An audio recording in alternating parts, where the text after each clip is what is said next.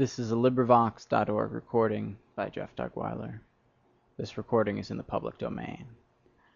Thus Spake Zarathustra by Friedrich Nietzsche, translated by Thomas Common. Part 2, Chapter 41, The Soothsayer. And I saw a great sadness come over mankind. The best turned weary of their works. A doctrine appeared, a faith ran beside it. All is empty, all is alike, all hath been. And from all hills there re-echoed, all is empty, all is alike, all hath been.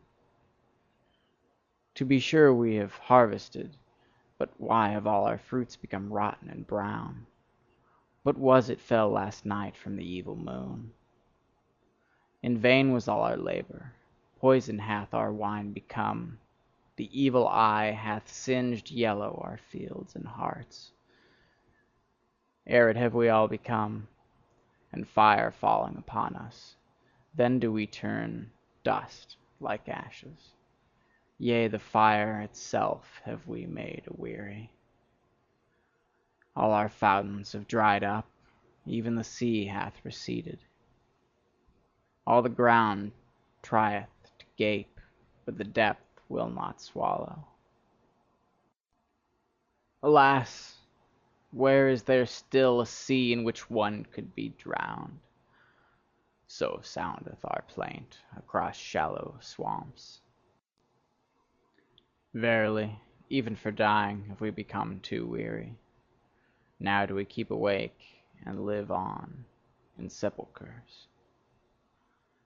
Thus did Zarathustra hear a soothsayer speak, and the foreboding touched his heart and transformed him.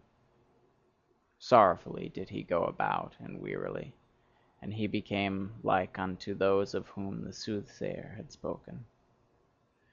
Verily, said he unto his disciples, a little while, and there cometh the long twilight.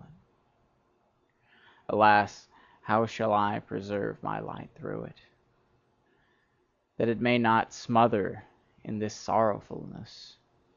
To a remoter world shall it be a light, and also to remotest nights. Thus did Zarathustra go about grieved in his heart, and for 3 days he did not take any meat or drink. He had no rest and lost his speech. At last it came to pass that he fell into a deep sleep. His disciples, however, sat around him in long night watches, and waited anxiously to see if he would awake and speak again and recover from his affliction. And this is the discourse that Zarathustra spake when he awoke. His voice, however, came unto his disciples as from afar. Hear, I pray you, the dream that I dreamed, my friends, and help me to divine its meaning. A riddle is it still unto me, this dream. The meaning is hidden in it, and encaged, and doth not yet fly above it on free pinions. All life had I renounced, so I dreamed. Night watchman and grave guardian had I become, aloft in the lone mountain fortress of death. There did I guard his coffins. Full stood the musty vaults of those trophies of victory. Out of glass coffins did vanquished life gaze upon me. The odour of dust-covered eternities did I breathe, sultry and dust-covered lay my soul. And who could have aired his soul there? Brightness of midnight was ever around me, lonesomeness cowered beside her, and as a third death-rattled stillness, the worst of my female friends. Keys did I carry, the rustiest of all keys, and I knew how to open with them the most creaking of all gates.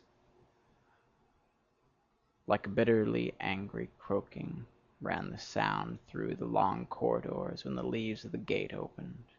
Ungraciously did this bird cry, unwillingly was it awakened.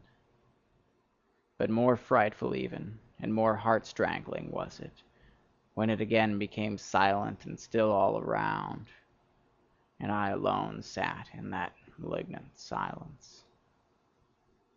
Thus did time pass with me, and slip by, if time there still was. What do I know thereof? But at last there happened that which awoke me.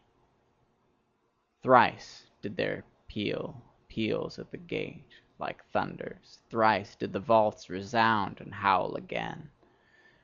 Then did I go to the gate. Alpa, cried I, who carrieth his ashes unto the mountain? Alpa, Alpa, who carrieth his ashes unto the mountain? And I pressed the key, and pulled at the gate, and exerted myself. But not a finger's breadth was it yet open. Then did a roaring wind tear the folds apart, whistling, whizzing, and piercing. It threw unto me a black coffin.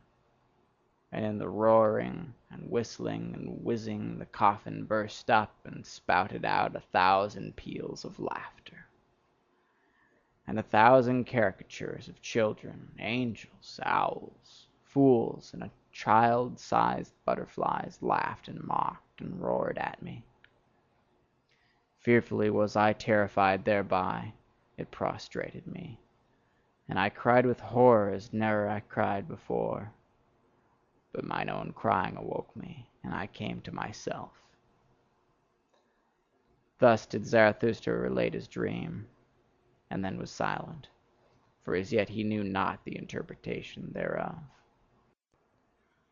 But the disciple whom he loved most arose quickly, seized Zarathustra's hand, and said, Thy life itself interpreteth unto us this dream, O Zarathustra. Art thou not thyself the wind with shrill whistling which bursteth open the gates of the fortress of death? Art thou not thyself the coffin full of many-hued malices and angel caricatures of life? Verily, like 1,000 peals of children's laughter cometh Zarathustra into all sepulchres, laughing at those night watchmen and grave guardians, and whoever else rattleth with sinister keys. With thy laughter wilt thou frighten and prostrate them. Fainting and recovering will demonstrate thy power over them.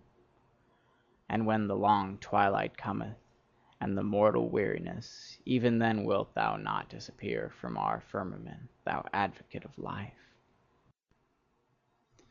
New stars hast thou made us see, anew nocturnal glories. Verily, laughter itself hast thou spread out over us like a many-hued canopy. Now will children's laughter ever from coffins flow. Now will a stronger wind ever come victoriously unto all mortal weariness. Of this thou art thyself the pledge and the prophet. Verily, they themselves didst thou dream, thine enemies. That was thy sorest dream. But as thou awokest from them, and camest to thyself, so shall they awaken from themselves, and come unto thee. Thus spake the disciple, and all the others then thronged around Zarathustra, grasped him by the hands, and tried to persuade him to leave his bed and his sadness, and return unto them. Zarathustra, however, sat upright on his couch with an absent look. Like one returning from long foreign sojourn, did he look on his disciples, and examine their features. But still he knew them not. When, however, they raised him and set him upon his feet, behold, all on a sudden his eye changed. He understood everything that had happened, stroked his beard, and said with a strong voice, Well, this hath just its time. But see to it, my disciples, that we have a good repast, and without delay. Thus do I mean to make amends for bad dreams. The soothsayer, however, shall eat and drink at my side, and verily I will yet show him a sea in which he can drown himself. Thus spake Zarathustra.